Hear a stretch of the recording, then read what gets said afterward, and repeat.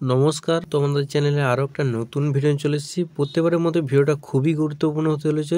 আজকে আমরা এই ভিডিওর মাধ্যমে জেনে নেব যে এসবিএম স্কলারশিপ রিজেক্ট কেন করা হয় এবং কোন কোন পদ্ধতির উপর তোমরা যে টপিকগুলো না মানলে এখানে রিজেক্ট করে দেওয়া হবে এবং খুব সাবধানতার সঙ্গে এই টপিকগুলো তোমরা যদি করো তাহলে তোমাদের অ্যাপ্লিকেশনটা রিজেক্ট হবে না।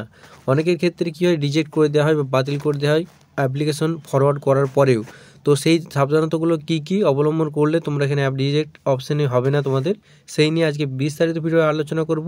তো চলুন ভিডিওটা শুরু করা যাক। অবশ্যই ভিডিওটা মনোযোগ সহকারে শেষ পর্যন্ত দেখবে, তাহলে সমস্ত কিছুটা বিষয় বুঝতে পারবে। তো চলুন ভিডিওটা শুরু করা যাক। তার আগে আমি সুদীপ তোমাদের সকলকে জানাই তোমার চ্যানেল সুদীপ মোটে স্বাগত। চ্যানেল নতুন চ্যানেলকে সাবস্ক্রাইব করতে ভুলবেন এবং পাশে ক্লিক করে অবশ্যই। তো চলুন ভিডিওটা শুরু করা যাক। যেমন কি আজকে আমাদের টপিক, স্বামী বিবেকানন্দ স্কলারশিপে আবেদনের সময় এই ভুলগুলি করলে টাকা পাবে না। SBMCM scholarship reject. বিকাশ ভবনের তরফ থেকে অনেকেরই আবেদন বাতিল করা হচ্ছে। রাজ্যের পড়ুয়াদের কাছে সবচেয়ে জনপ্রিয় স্কলারশিপ হলো স্বামী বিবেকানন্দ স্কলারশিপ। ন্যূনতম 60% নাম্বার থাকলে ছাত্রছাত্রীরা এই স্কলারশিপে আবেদন করতে পারে। এই স্কলারশিপে আবেদন করলে ছাত্রছাত্রীরা বার্ষিক 12,000 টাকা থেকে 60,000 পর্যন্ত পেতে পারে। যে ভুলগুলি করলে ছাত্রছাত্রী এই স্কলারশিপ থেকে কোনো রকম টাকা পাবে না। স্কলারশিপের নাম হচ্ছে কি স্বামী বিবেকানন্দ স্কলারশিপ। এবার আমরা দেখে নেব কোন ভুলগুলি আপনারা করে থাকেন। যোগ্য পড়ুয়া মাধ্যমিক এবং উচ্চ মাধ্যমিক পাস, প্রয়োজনীয় নম্বর হচ্ছে কি 60%, যেমনকি আপনারা প্রথমে জেনেছেন। Status check update, SVMCM scholarship reject. যে সকল ছাত্রছাত্রীরা স্বামী বিবেকানন্দ স্কলারশিপ সম্পর্কে বিস্তারিত জানতে চাও এবং স্বামী বিবেকানন্দ স্কলারশিপে সরাসরি আবেদন করতে চাও, তাহলে স্বামী বিবেকানন্দ স্কলারশিপের ডাইরেক্ট লিঙ্ক আমি দিয়ে দেবো এখানে ডেসক্রিপশন, তোমরা এখানে চেক আউট করে নিতে পারো। আবেদন করার সময় কোন ভুলগুলি করলে স্বামী বিবেকানন্দ স্কলারশিপ পাবে না। যে সকল ছাত্রছাত্রী 2023-24 শিক্ষাবর্ষে স্বামী বিবেকানন্দ স্কলারশিপে আবেদন করতে চলছে, তোমরা আবেদন করার সময় যদি নিম্নলিখিত ভুলগুলি করো তাহলে স্কলারশিপে টাকা পাওয়া থেকে বঞ্চিত থাকবেন আপনারা। তাই অবশ্যই দেখে নাও কোন ভুলগুলি করলে স্কলারশিপে টাকা পাওয়া যায় না। 1 নম্বর পয়েন্ট হচ্ছে, খুব মনোযোগ সহকারে পয়েন্টগুলো তোমরা দেখবে। 1 নম্বর পয়েন্ট হচ্ছে, স্বামী বিবেকানন্দ স্কলারশিপে আবেদন করার সময় ছাত্রছাত্রীরা মাধ্যমিক অথবা উচ্চ মাধ্যমিকের মার্কশিট আপলোড করার সময় মার্কশিটের শুধুমাত্র এক সাইড স্ক্যান করে আপলোড করে, কিন্তু ওয়েবসাইটে স্পষ্টভাবে বলা হয়েছে যে মার্কশিটের বোথ সাইড, অর্থাৎ এদিক ওদিক উল্টো দিকটা এবং সোজা দিকটা দুদিকটি করতে হবে, অর্থাৎ মার্কশিটের দুদিকটি স্ক্যান করে আপলোড করতে হবে।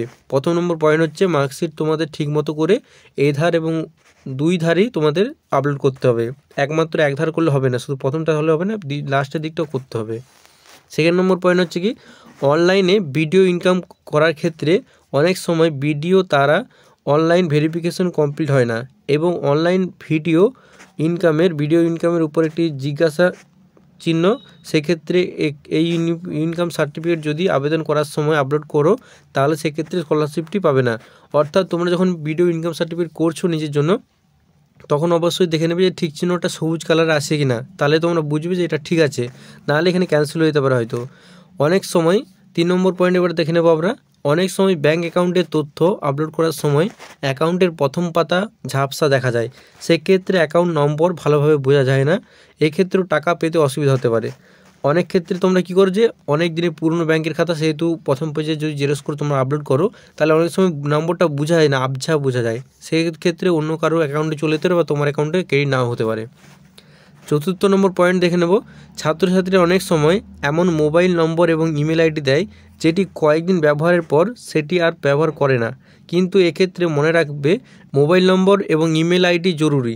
তাই তুমি যদি টাকা পাবে ততদিন একই মোবাইল নম্বর এবং ইমেল আইডি দেবে এবং মোবাইল নম্বরটি অবশ্যই সর্বদা চালু থাকতে হবে, কারণ তোমার মোবাইল নম্বরে স্কলারশিপের স্ট্যাটাস এবং সমস্ত কিছু মেসেজ দেওয়া হবে।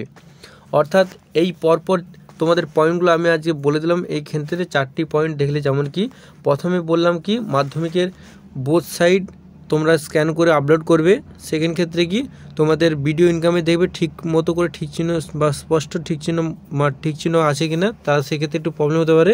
তৃতীয় ক্ষেত্রে কি বললাম, যে যখন আপনারা ব্যাঙ্ক অ্যাকাউন্টের ডিটেলস ভরবেন, খুব ভালো করে যত্ন সহকারে ভরবেন এবং যেমন সেটা স্পষ্ট বোঝা যায় যে অ্যাকাউন্ট নম্বরটা সমস্ত ডিটেলসগুলো পরপর যেমন পরপর ভালো করে পরিষ্কার বোঝা যায়, নাহলে সমস্যা আপনারা পড়বেন। এবং 4 নম্বর পয়েন্ট কী বললাম, ছাত্রছাত্রীরা অনেক সময় কী করে মোবাইল নাম্বার এবং ইমেল আইডি যে কোনো একটা দিয়ে দেয় উল্টাপাল্টা, নিজের কাছে হয়তো সেটা কিছুদিন থাকে, বাকি তো সময় থাকে না, সেক্ষেত্রে আপনারা ঝামেলায় পড়তে পারবেন।